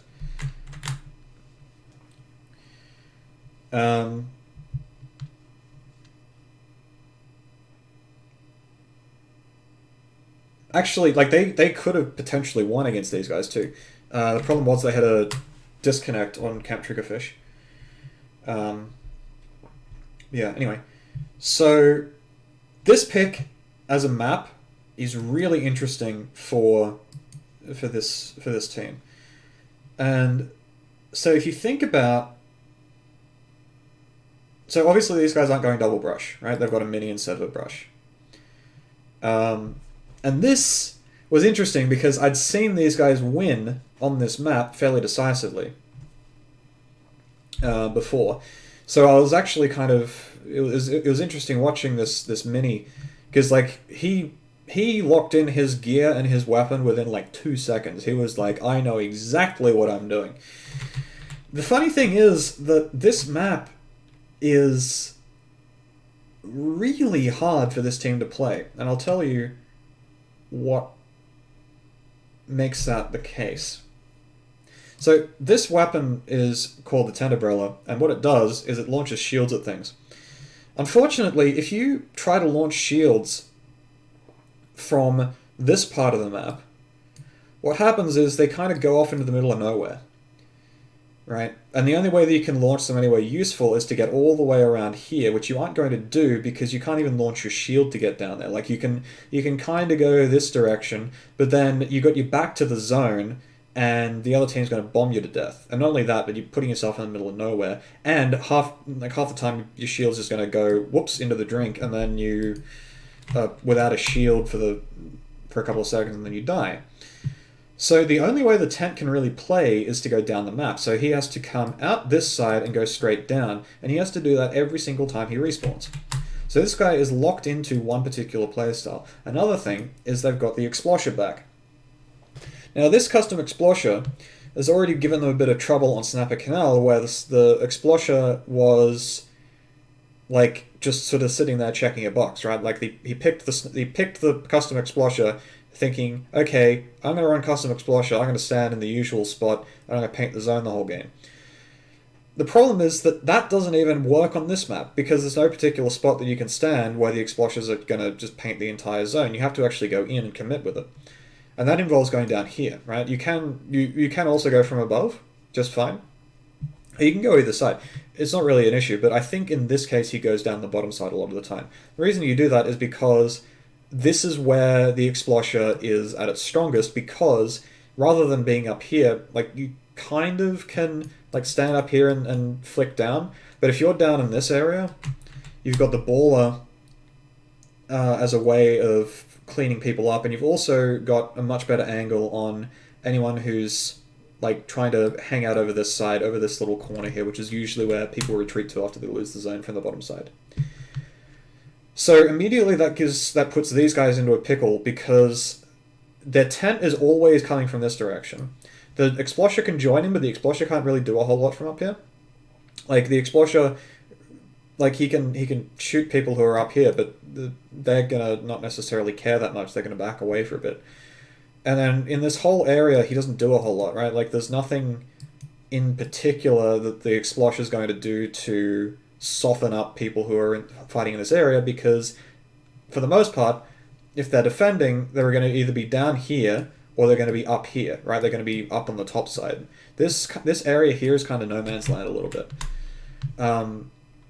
which that's not always. Like in solo queue, there's always 10 million people here, but in Japanese solo queue, you usually find that people avoid this area a little bit. Then you've got the mini, which generally plays down the bottom side, and you've got the brush, which wants to be playing off the tent. So you've kind of got yourself locked into this weird split situation where the tent can only come one direction, the mini only wants to go one direction, the brush has to work off the turf control exerted by the mini, but also wants to be working with the cover provided by the tent. You sort of see where I'm going with this. Meanwhile, so these guys have basically gone with the same comp as before, and it's the same strategy as before. Take the zone in one go, and then use the fact that you've taken the zone where the other team's still alive to go clean up the rest of their team, the rest of the enemy team. You want to push either in here or up here. Either way, the Tetra is great at pushing this way and great at pushing this way. The K-Pro is great at combining with that. The Bamboo, I actually have no idea. But for the most part, you've got a really good sort of post-cap movement with these guys, and they can go anywhere, is the big thing. They can go whichever direction they need to. So...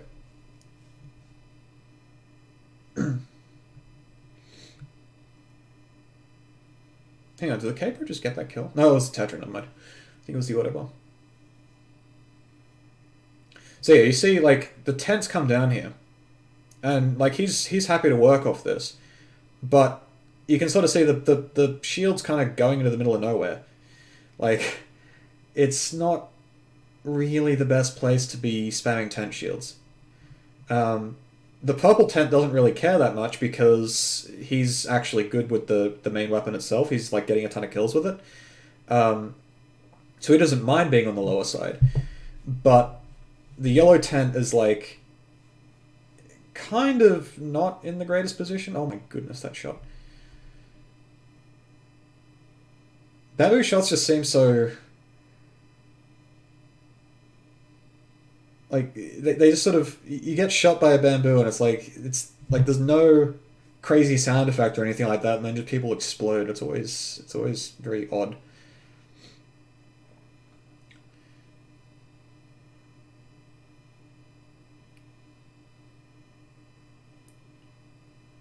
So yeah, what you're seeing here is a lot of, like... Yeah, okay, here's what I'm talking about. Like, the tent shield, okay, so he launches that. Imagine if he doesn't get that kill there. Imagine if the brush isn't with him, and this is sort of why the brush is usually with the tent. That shield just goes into the drink, and suddenly this guy's without a shield for a couple of seconds, and he dies. Right? That's what I was talking about before, and why the tent really doesn't like to be on the low ground. He's playing on the low ground, regardless, but it's also not the greatest place to be. And you can also see why having the tent on the high ground up here is so powerful. Because, like, the fact that the tent is stuck on the low ground here also means that the purple team has free reign to launch the tent from on the high ground like they're supposed to. And they've got bubbles coming in from the... Like, this is a huge choke point, and the tent coming from above is the one that wins that. It also helps that this tent is perfectly capable of getting kills on brushes that are charging at him, like so. And then, of course, they all run down to the bottom side to get kills, and they're straight back up top. Or they would be if... Like, this is what I'm talking about here. Like, these guys don't want to come up into this area. Like, you'll see a lot of people in solo queue like, okay, we've got the zone, time to walk up and stand right here and get shot by the Explosher. If you're going to defend from up on the high ground, you want to be either coming from the respawn, or you want to just go all the way up and then keep the high ground so that you can come back down. You don't want to be standing in this area with the inflatable very much. Oh yeah, the Tetras do really, really well here. The Tetra's just constantly, like, denying this area, aside from the parts where he dies to the Explosher, of course, but... yeah. I actually found it a bit odd, because that happened a lot where the ballers were used on the zone, and I feel like they probably shouldn't have been doing that. I feel like the ballers should have been used to kill people and then paint the zone with your 10 million ink per second on the brushes, but I think this is game, actually, if I'm not mistaken. Yeah, this is very over. Yeah. So yeah, so you see here, like, the attempt at using the high ground, which is sort of what they're supposed to do. Actually, they don't even attempt to, they just keep going low ground. Okay, yellow just... I don't think they really quite understand their own team comp here. Yeah, that would do it. That would explain it. I was wondering why this push just like went nowhere. And then I actually look in the corner of the screen and I see two people jumping in and dying. Yeah, that would certainly explain it. Yeah, like, not to mention, of course, the Tetra is always going to be able to jump in. Like, you turn around and suddenly there's a Tetra on top of you, right? Anyway, so the broader point that I want to make in this VOD review is a lot of the time, like, if you look at the yellow team, the way they adapted, this is very uncommon in Japan, I should say. This idea of, like, we're actually going to change the weapons we're running is very uncommon.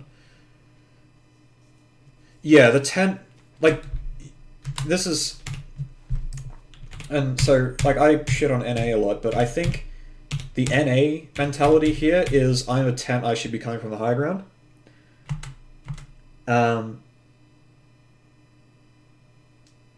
That mentality would have actually worked out better here, I think.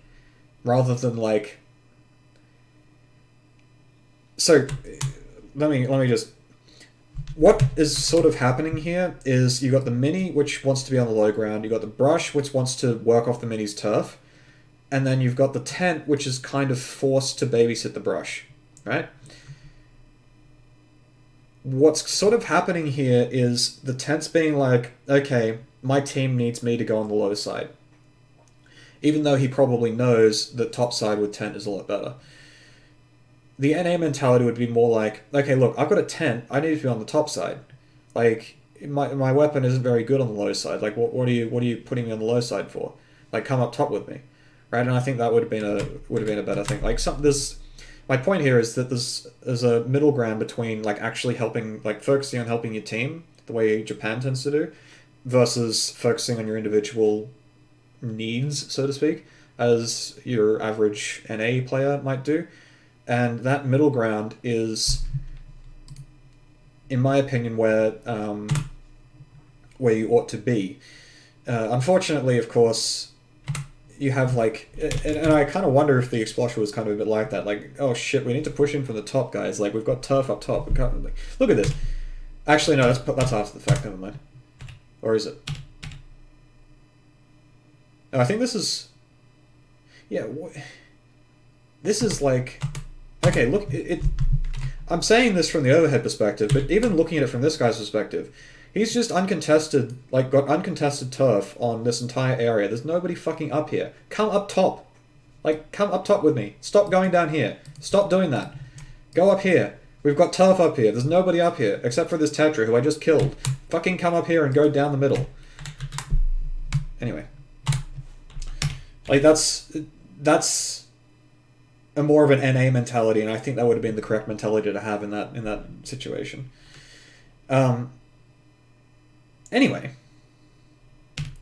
so the broader point that I wanted to make here is when you're making team comps, and this is, I'll talk. Okay, so when you're making a team comp, it's very easy to fall in the trap of filling in the boxes, right? So filling in the boxes, for those who missed my explanation of it, is the kind of mentality that makes you pick things like Vanilla Machine, where you've decided, okay, it's tower control, we need a Stingray, but we don't have a heavy Splatling or a Charger or a Jet Squelcher on our team, so instead we're going to pick Vanilla Machine, because we need a Ray, and we don't have a Ray on anyone else, so we need to pick a Ray. So we're going to put that on a vanilla machine.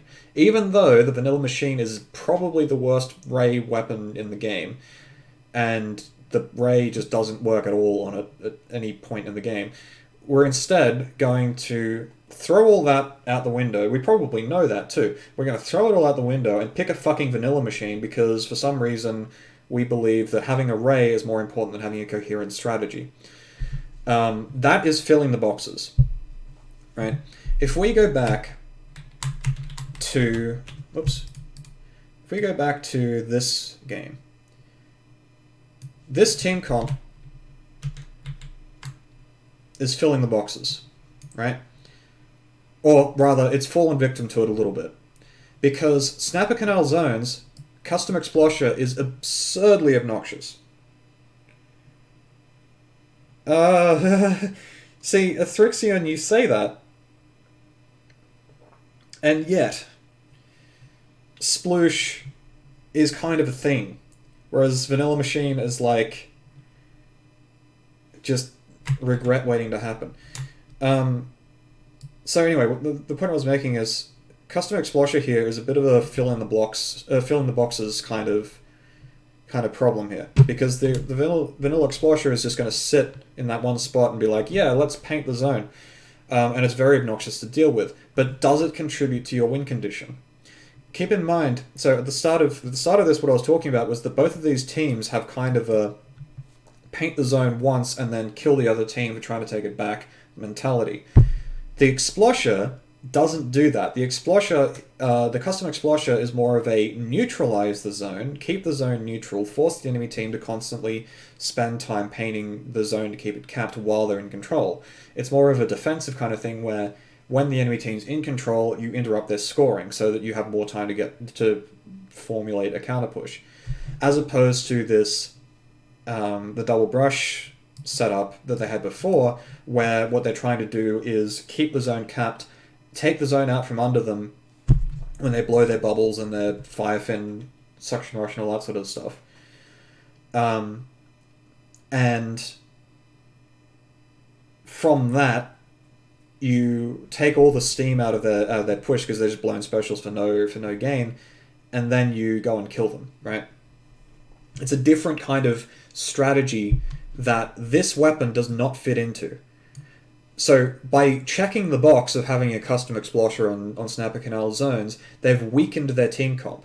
They've removed a vital part of their win condition, which is the Dynamo cleaning up any and every flank that tries to make anything happen, just for the sake of having a custom Explosure on a map where it's quite good, right?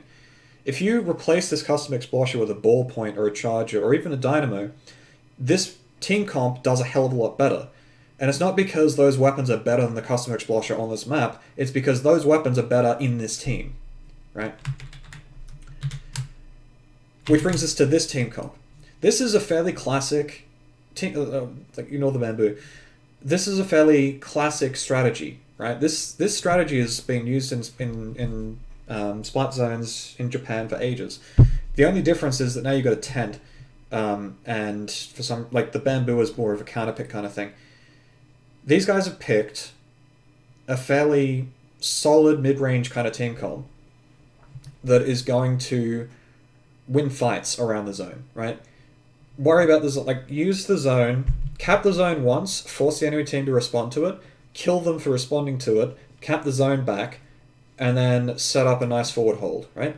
That's the classic Japanese Splat Zones strategy, and these guys have adapted these weapons to work not only in this current meta of using the zone against the other team, but also against this team, where they've picked a bamboo for the sake of baller and tent shredding. They've got the bamboo is also great for killing hammers, as you could see a couple of times here. The tent as well is also used as kind of a slayer, all that kind of stuff. So, more broadly, the way that you build team comps in this game. Actually, let's do my usual thing of hang on. Is this? Yes. Okay. Let's go with Okay, let's do my usual thing of using a tier list maker to make a point about tiers without actually making a tier list. Okay, so here's a tier list. I'm going to go ahead and do the most useful thing I can do with this tier list and press the reset button. Because right now tier lists are completely and utterly fucking useless. Do not fucking use them. Do not make them, do not refer to them. They are useless. I'll tell you why. Let's say you put Mini as top tier right now, right? This would indicate that you should probably be considering Mini for any and every team comp that you come up with. The actual way that you pick Mini in this game, though, is you consider, does your team use Mini very well? Can you build a team around the Mini? Do you have the players who use the weapons that work well with the Mini? Do you have a way of playing around the Mini that lets you win games? Right? You don't pick Mini because it's top tier. It's not even fucking top tier, it's only good in zones. The way that you make a team comp now is you say, alright, our team is comprised of a 10 attack player, and like, I don't fucking know. I don't want to like use a team that exists as a reference point, and it's kind of difficult to avoid. Like trying to use Ghost or FT Win or whatever as an example. I don't really want to use your team, Kiro. But okay, we can use one of the teams that we just watched. Where's Tetra? There's Tetra. Where's Capro? The Capro goes there. The Content goes there, and the what's the other one? The Bamboo. Let's put the Bamboo up here too. Okay, so the way you make a team comp now is different. Content, C-tent, Content, or C-tent. I guess you could also use a soft C, but it's like camo, hard C, camo, Content.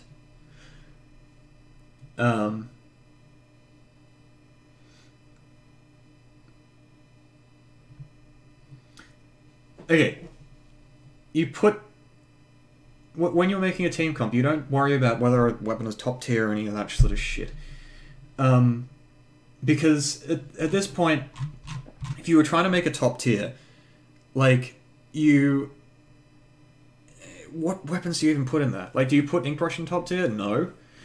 Why? Because Inkbrush needs a team built around it. Like, whenever you see an Inkbrush succeed, invariably, you have either a tent comp, or you have a, what's the other one? An armor comp. Right? It's always one of the two. It's always either tent or armor with Inkbrush.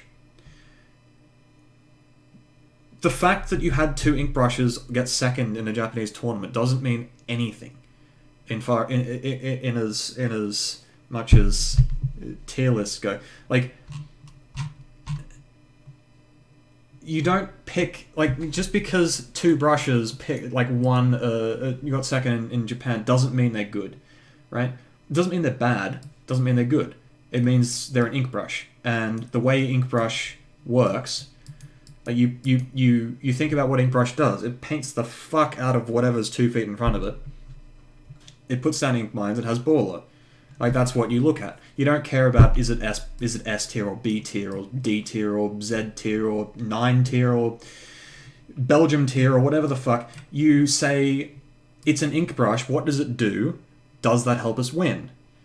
If the answer is yes, you put it on your team, or you think about putting it on your team. If the answer is no, you don't put it on your team. Tetra is not going to help a lot of teams win, because a lot of people are going to feed with it.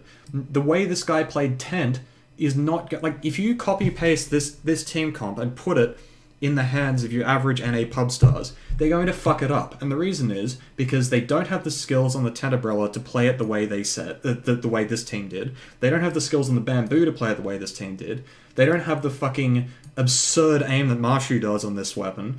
They don't have... And their K-Pro is probably going to like be complaining about the lack of turf control the whole time.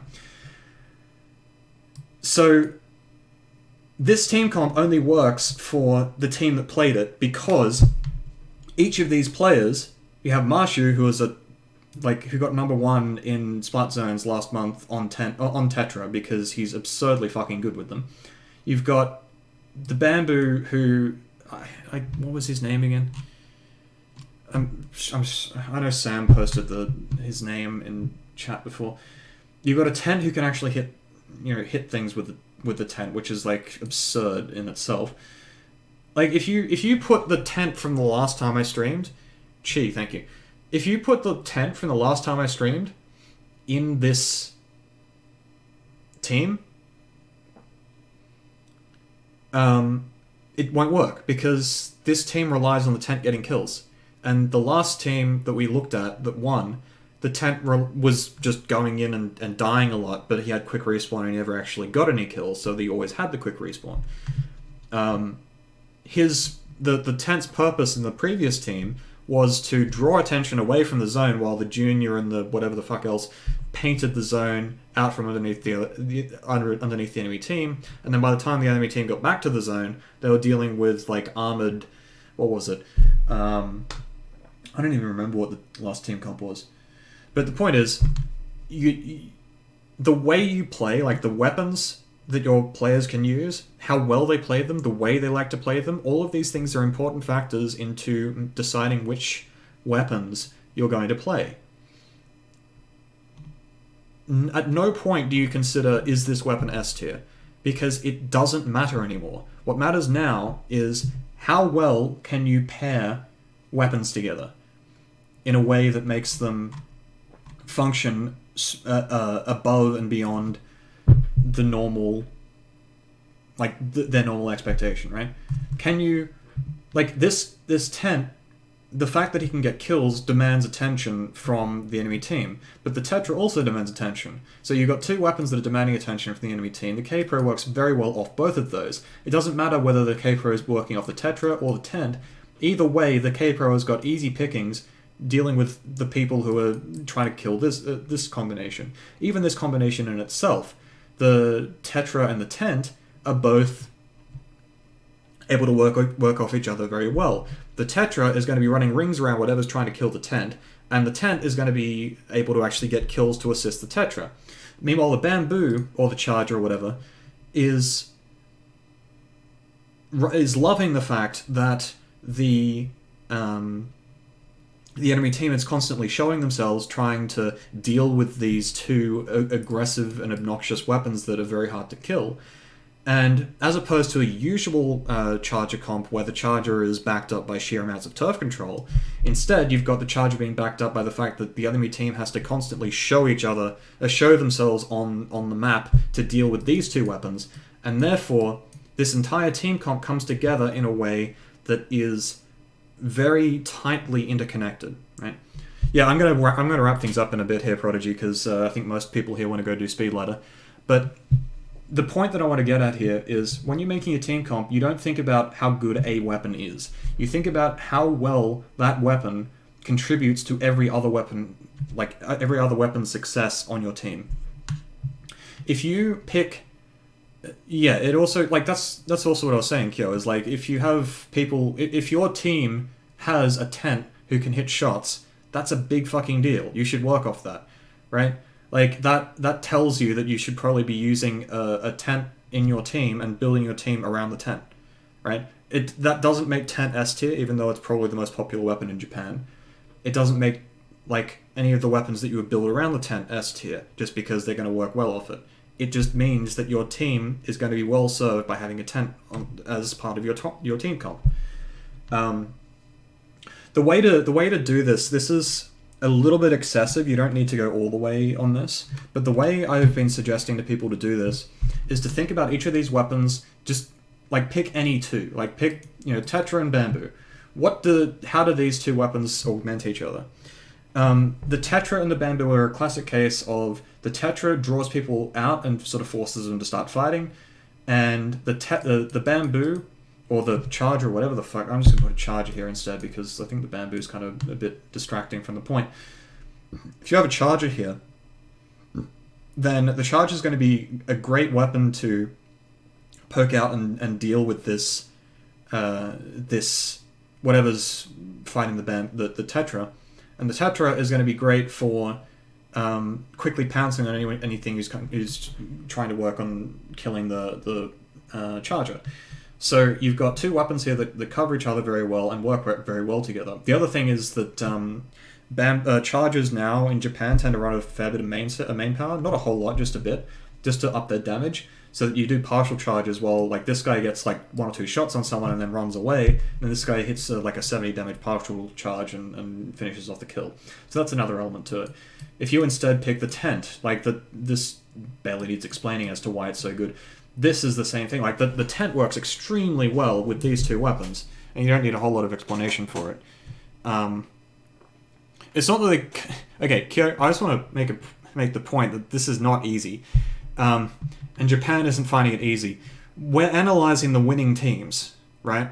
We're analysing the winning teams, and in at least the last 3 sets that I've watched, so the last 3 tournaments that have been on, the losing team quite often fell into the trap of not doing this well enough. So we just saw that the team that had probably the most clear-cut win condition of the double brush Dynamo thing undermined their own team comp by picking Explosher to fill in the box, right? And that's at 2nd place in the tournament. 2nd place, fucked up. So of all 100-odd teams that entered this tournament, 1 team got it right. I'm sure there were other teams that also got it right and just didn't execute very well, but 1 team out of 100. Japan isn't doing this very well. It's not. You certainly can't say that they're making these comps easily. If anything, I would say that Japan's kind of stumbling into this. The pickup culture is sort of making it so that people play together, and if they happen to have a good comp that meshes well together and works well together, then they'll win the tournament, right? And a lot of the time, it's the same players winning the tournaments anyway, because the execution level is so much higher that it just takes any form of synergy out from under anyone else. Far and away, the most important thing is that you hit your shots, right? Like if I've already made the point that this tent hitting his shots was a big deal, but imagine like you go further down the ladder and you think about Tetras who can't hit their shots, or Tentatacs who can't hit their shots, or Chargers who whiff. Like, if you can't hit your shots with these weapons, it completely changes the way the game's played. A tent who can't hit shots is a very different weapon from a tent who can. A blaster who can hit directs at close range is a very different weapon from a blaster who somehow misses indirects, because that's something that I do. A dynamo who can abuse verticals is a very different beast from a dynamo who uses horizontals the whole time. An explosher who can hit 90 damage shots all the time is a very different weapon from one who can only hit AoE shots. A Gluga who hits the first 2 shots every time is a very different weapon. Like, it goes on and on and on. If you can hit your first 2 or 3 shots and get a kill instantly with a weapon, chances are your weapon is going to play very differently from someone who's just abusing some AoE or whatever. Kenza Machine's another good example. On and on it goes. So you can't just pick top tier. There is no, especially now where in every team comp, you're building for a synergy. You're building pairs of weapons, and you're trying to make every single weapon in your team pair well with every other weapon in your team. The tier list is the least of your concerns. You should not even think about which weapon is S tier, which weapon is meta. You should be thinking about how the fuck do we win the game, and once we understand how we win the game, is there anything we can do to improve our position, our strategy for winning? And if we can't think of a better way, then that's it. We don't we don't ditch half our team comp to pick up a K-Pro and a Mini just because they're popular. If your team comp doesn't use K-Pro and Mini well, don't use K-Pro and Mini, right? So yeah, that's basically it. That's the lowdown of Japan. And I guess I'll close on this last point that I've been wanting to make, which is, I think at this point it's very safe to say that Splat Zones is well and truly like orders of magnitude more developed than every other mode, because a lot of the time, like, Splat Zones is at the point now where you use the TikTok, I'm gonna do that. You use the objective to force the other team to do something, and then you kill them for doing that, right? Like, it's using the objective against the enemy team. That's how all good Japanese Splat Zones team comps are built. Well, good team comps are built in Splat Zones. But in the other modes, it's less so. In the other modes, it's like you're still filling the boxes of, like, you know, oh, for fuck's sake, Tic Tac, this isn't a tier list. No! Okay. I'm literally using this tier list to say that tier lists are fucking terrible at the moment. Like, don't fucking do this. Don't use tier lists. Tier lists are useless at the moment. They're fucking useless. Don't use them. Anyway, the point that I was trying to make is Splat Zones is very, very much further developed than the other modes, right? Tower Control, Splat Zone, Tower Control, Rainmaker, and Clan Blitz are still very much all about, like, as Kira just said, Tower Control is like, do we have Ray? And Clan Blitz is, do we want to run Tent? Like, that's all the strategy and everything there is. There's no full, deep understanding of, like, how we can use the objective against the enemy team to put ourselves in situations that favor us. As a result, there's nothing that really, like, I can't make the same analyses that I have for this Splat Zones tournament on Tower Control, Rainmaker, Tower Control, Rainmaker, Clan Blitz, because the game isn't developed in those modes. And that is very unfortunate, because Japan isn't really going to run those modes, are they? Unless NPB does that. I haven't seen NPB yet, so I don't know. So yeah, like, the game in the other three modes is very underdeveloped, and at this point Splat Zones is basically who can break it the hardest, right? So